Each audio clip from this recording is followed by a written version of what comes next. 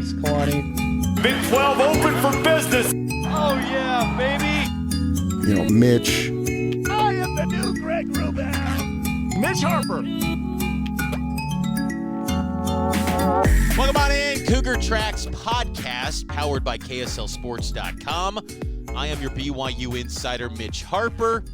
Happy as always to have you on board to the program. Hope all of you had a happy National Signing Day. I know the cliche line is, it's not what it once was, but I gotta say, this December and February signing days were pretty eventful for BYU football. And in this episode, I'll unpack everything that transpired for BYU's 2024 recruiting class. 31 signees in total, 20 on defense, 8 on offense, 3 on special teams. I'll give you all my thoughts on the signees, this class, and where things are moving forward for BYU football. You can follow me on X, at Mitch_Harper, Instagram as well at that handle. Follow KSL Sports on all the socials, at KSL Sports, and download the KSL Sports app. So the most notable signees on Wednesday, February 7th, well, there was 3 guys, but they're guys that could have a big impact on this BYU football team. Most notably, quarterback Gary Bohannon, 6'3", 226-pound quarterback, comes via USF and Baylor. Well-known guy to BYU fans as the Cougars faced him twice at both of his stops. Now he's going to be donning the stretch Y and competing for the starting quarterback job. I caught up with Gary along with Matt Baiamonte. We'll play the full interview this Saturday on Cougar Sports Saturday. It was insightful. We went about 20 minutes with Gary, and he was pretty candid about the road to recovery from the shoulder. Noted that he couldn't pick up a football and honestly thought football was out of sight, out of mind for him until about November 2023. He noted that it was kind of like teaching a kid how to walk, relearning how to become a quarterback again. He feels good now, and he had a throwing session with Aaron Roderick, Matt Mitchell. But any suggestion that he's just going to be handed the quarterback job, I think that is inaccurate. And Kalani Sitake, in his signing day press conference with the media, did note that he has no idea who the starting quarterback is going to be right now. And you could say, oh, that's coach speak. He's got to have an idea. He's the head coach. Honestly, I kind of believe it.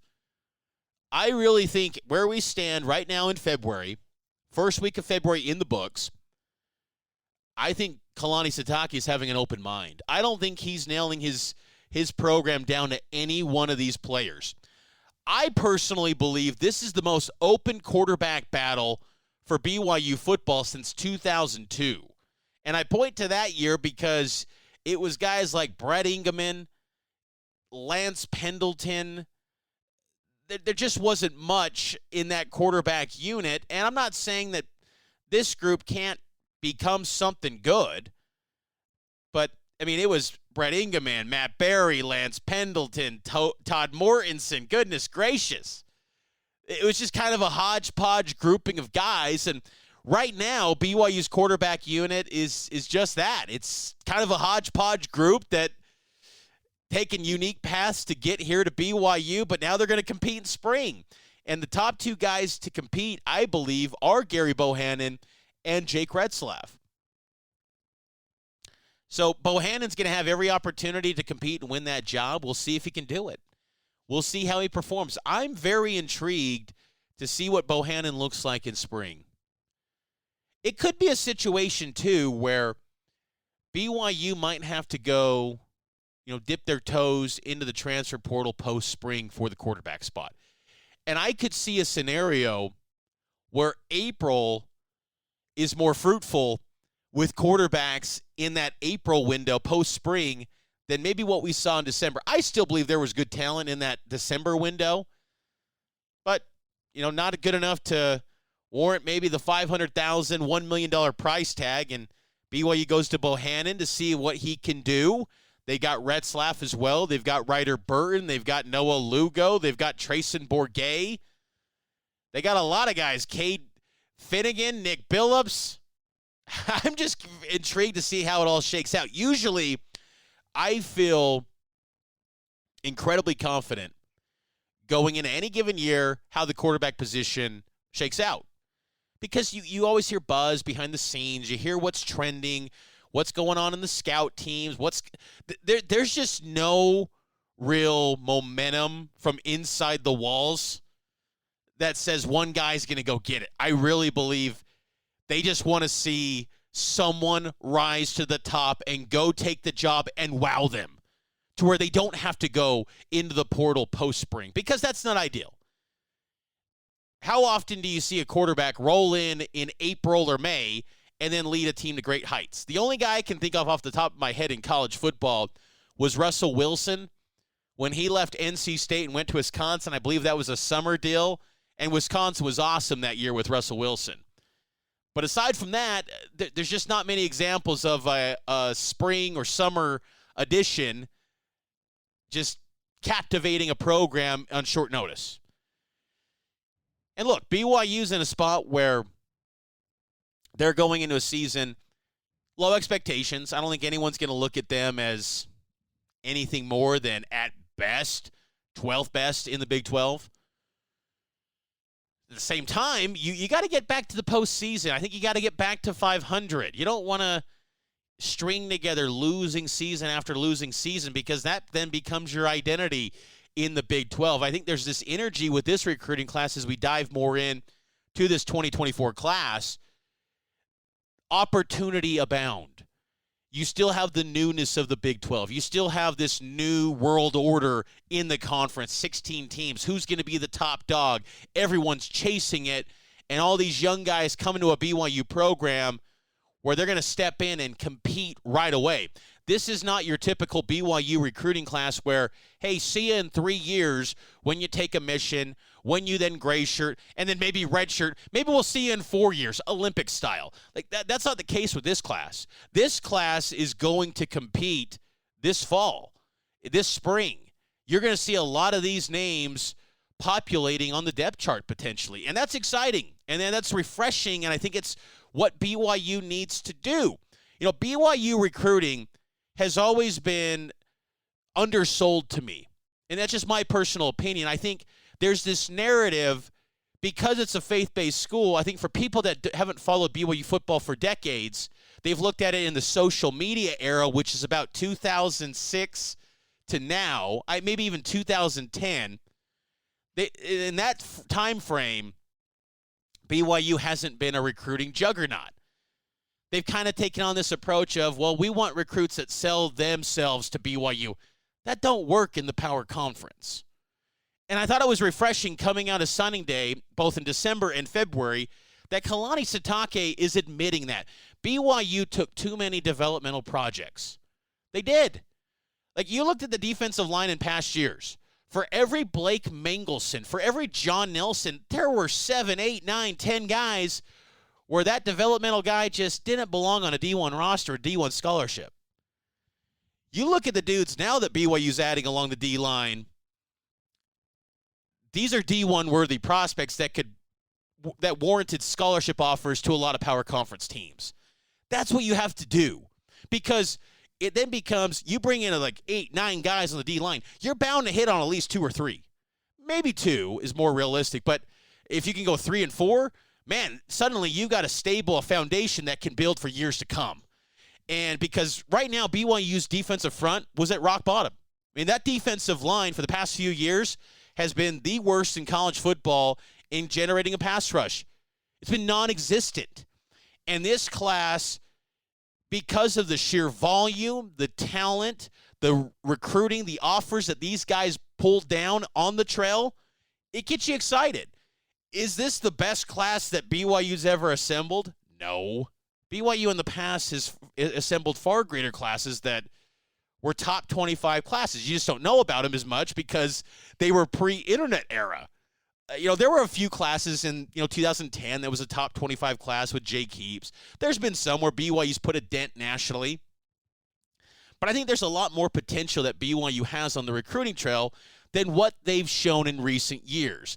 This ranking in the 70s, 80s, That, to me, is not acceptable. And it's never been acceptable for BYU. I think they're a far better program than how they have recruited. They've punched above their weight for far too long, but then once they got in a power conference league, it became a harsh reality of, oh, we got to get a lot more dudes into this program. And I think they did. And the other additions on the February signing day, Sefu Akuila, linebacker from Fremont High School, and then his high school teammate, Naki Tuikoi, linebacker from Fremont High as well, Oakland, California. These dudes are studs. And kind of interesting recruitments where these are the classic, they just completely go dark off the grid, and you're wondering, where are they going to end up? And there was a lot of buzz going into December that they could be signing with BYU. Took a little bit of time. They signed in February, and they'll be joining in the summer period to be ready for fall camp. And that's exciting. And that linebacker unit for BYU in 2024, very intriguing, because you bring back Ben Bywater. You bring in Jack Kelly from Weber State, who I think could be the best player in this class in the short-term, immediate future. I think he's a plug-and-play guy. Day one, he's going to be a starter for you. You bring back Harrison Taggart. You bring back Sialia Serra. Isaiah Glasgow returns. Ace Kafusi was coming on strong last year. Micah Kafusi still kind of in that developmental phase. Same with Miles Hall. I love what's happening at the linebacker unit for BYU. And to add in Tuikoi and Akuila, I just think that helps kind of brings in more competition where, okay, Ace Kafusi, you got to take that step forward to fend off these guys. That's what happens in power conference programs. Iron sharpens iron, and I think that's what this class brings to BYU. You know, I got into a lot of these guys in depth in the December signing day recap, which I highly recommend you go listen to. But I think some of the notable players on this class that I really am high on, Therian Alexander, the third cornerback out of DeKalb High School in Georgia. He's already in the program going through winter conditioning. Dynamite personality on social media. I think he's going to become a fan favorite. Huge personality.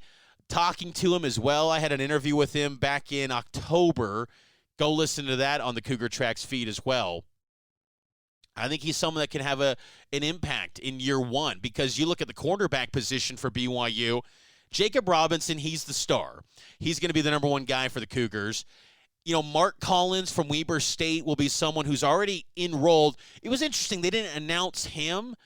And Kalani, if you listen between the lines, he noted that there's some transfer portal guys that are PWOs that they hope to get scholarships soon. That would kind of fall under the category for Mark Collins. But he's in the mix for a 1 year. They've got Maury Bamba returning. Jaden Dunlap, who was injured for most of last season from the JC ranks, he returns. You got Evan Johnson, Zion Allen, Marcus McKenzie, a speedster who Jay Hill has given rave reviews to. He's kind of an interesting guy. Jonathan Cabella, and then Therian Alexander. Dylan Flowers in the mix too, Southern Utah walk-on. So, you know, I think it's ripe for opportunity for Therian Alexander to say, I'm a top dog from the day one. And he's got that chance in front of him.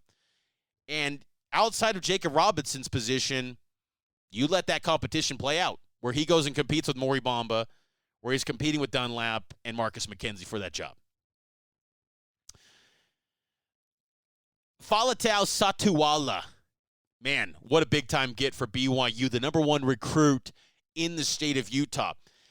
I think this is a classic signee of the impact of Jay Hill.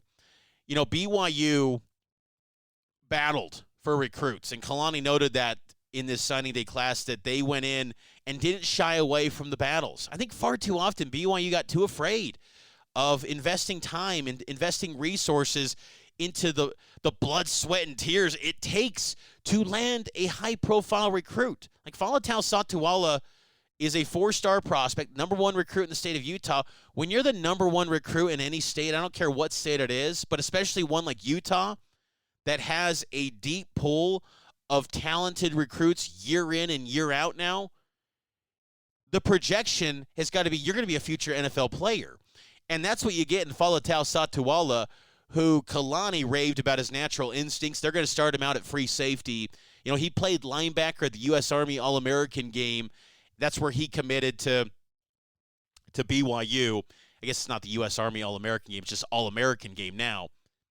Old habits die hard, I guess. But Satuala was two-way player, wide receiver, defensive specialist. He was outstanding. For a Bountiful team that wasn't really good, and he single-handedly carried them to be in the mix for the state title. I mean, that's how impactful he is. You don't see that often where one dude in football can lift you to incredible heights, and that was him. And for a non-quarterback, too, pretty remarkable how good Faletau Satuala is. And I think just you look back without Jay Hill, you're losing that guy to Utah, guaranteed. Guaranteed. I don't even think it's a debate. He's going up to the Hill. But now with Jay Hill, and now this staff that invites recruiting battles and wants to play the game and wants to do it at the highest levels, because Kelly Papinga, too. Like, that guy was battling in Virginia in the East Coast, where you have a short area of land and you probably got 20 Power 5 programs competing. And you got to go get these recruits in these, Washington, D.C. area. Kelly Papinga got valuable lessons on the intensity of recruiting. Jay Hill's known it for years. Sione Bua's known it for years.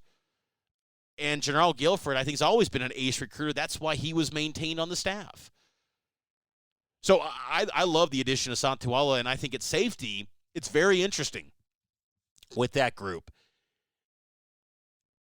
You wonder, I think, at the safety position, who are the guys that can be stars? The guys that can be maybe an all Big 12 performer at that position. I think that's the question you've got to ask. You don't simply base it on, they're returning, and they've got all the experience in the world, so they're the starter. No. Who can be the all Big 12 guy and be consistent day in, day out, and perform at a high level? I think it could be Faletau Satuala and Micah Harper. That might be your top two guys. I like Talon Alfrey. I do. I think he's solid. I really like Crew Wakely. I mean, if I was to say way too early week one starters, I might go Micah Harper, Crew Wakely. Raider DeMooney's in that mix too. He's a hard hitter. Curious to see what leaps he takes in his sophomore season. You bring back Preston Rex, who got a lot of time. You also have a walk-on transfer in Darian Blue Stewart from Utah. Matthias Leach joins the mix. Tommy Parasis from Arizona, Basha High School, the same school as Micah Harper. Ty Burke, he had a full redshirt year to get fully healthy. He's in the mix. He'll be a good one down the road. But Satuala, man, I think it'll be hard to keep him off the field. I would be stunned if he's not a two-deep guy for BYU next fall. I also really like Enoch Watson at quarterback, too. And we're not going to see him until, at the earliest, 2026. But out of American Leadership Academy, he was someone that went to BYU camps for 4 years. Watson's got a good arm. He probably has the best arm talent out of the quarterbacks they added in this 2024 cycle. He'll be one to monitor down the road as who could be the future guy. But I think, again, what's interesting going back to the quarterback position is that BYU's not getting the high-profile recruits at that position anymore. They're getting these under-the-radar guys, and I'm okay with that if you trust your evaluations, but it leaves this feeling of, who's the next big thing? This is BYU. This is the BYU quarterback position. It's prestigious to me, and I know I'm so close to covering BYU and following it day in and day out. I understand that. But I also love college football too. BYU quarterbacks, you can stack it up against any other program in college football, and there's a case BYU might have the best quarterback unit in history of college football. Now, in the last 10 years, there's been programs like Oklahoma that have really moved up the ranks, and I get that. They've produced Heismans. Miami was great in its heyday. USC's had some great ones. So I get it. But BYU's quarterback pedigree is top shelf. And that standard of any standard should never be lowered. BYU's quarterback pedigree. They should be able to go get the high-profile recruits. And I don't think you say, there's limitations. And That, to me, of one position, if you're going to go play the NIL game, it's quarterback. Okay, other spots where you're like, I don't know if I want to pay that money to a safety. Okay, fine. But quarterback, play the game. Go pay that $1 million because a quarterback is worth it. Just think about what like a 4- or 5-star recruit at quarterback could do for the energy, the excitement, the job security for coaches. Quarterback position matters so much. And look, Watson, I think, could be a really good one for BYU, but it's developmental. It's not one of those deals where you just plug and play from day one, especially when you're coming back from a mission. It's going to take time. Maybe 4 years down the road. That's a long time. Like, what does college football look like in 4 years? What does this BYU program look like in 4 years? What does the Big 12 look like in 4 years? Like, I don't know. So, it's got to be a lot of patience, too, with this quarterback group. Along with its 31 signees, BYU also announced the return missionaries from previous signing classes that are going to be joining the program at some point before fall camp. Some of these guys are going to be part of spring football. Other ones will join in the spring term and then summer and then get ready for fall camp.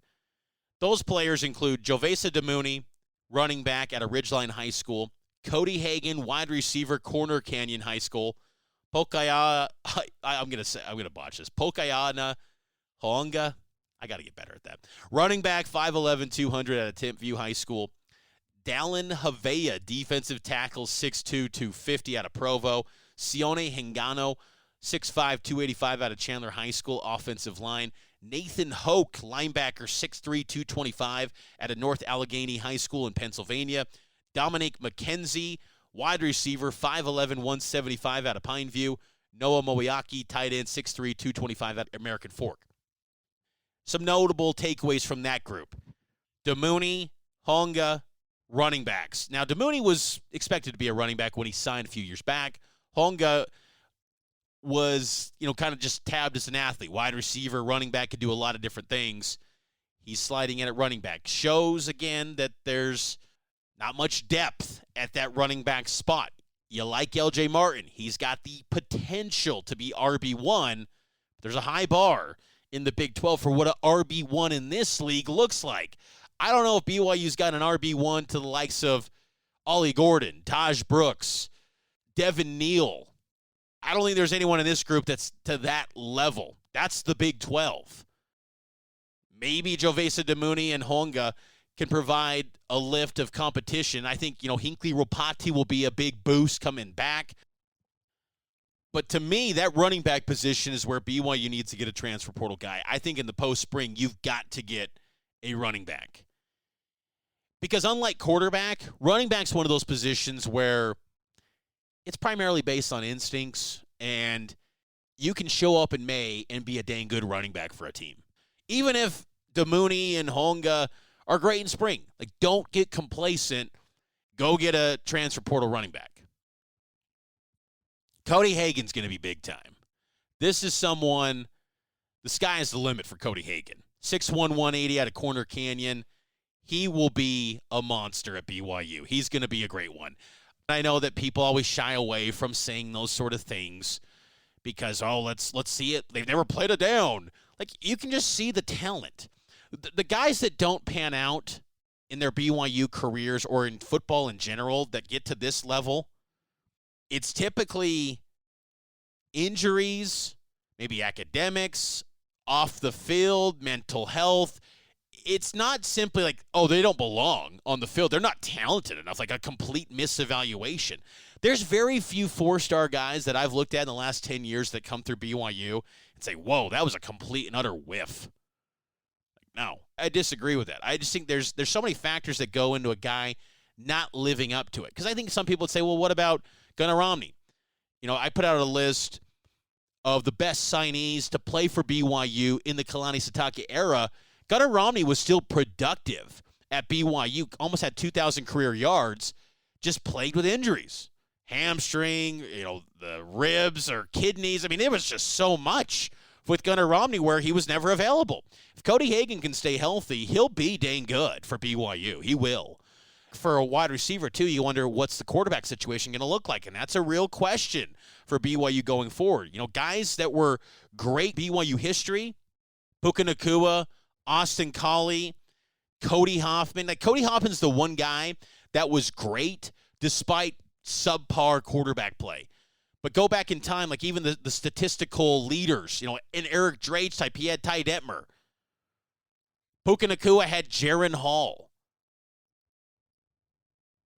Austin Collie had Max Hall, John Beck. Dax Milne had Zach Wilson. You got to have a great signal caller tossing you the pill. But I think Hagan will be excellent for BYU in his career. I was excited to see Dallin Havea listed on the return missionary.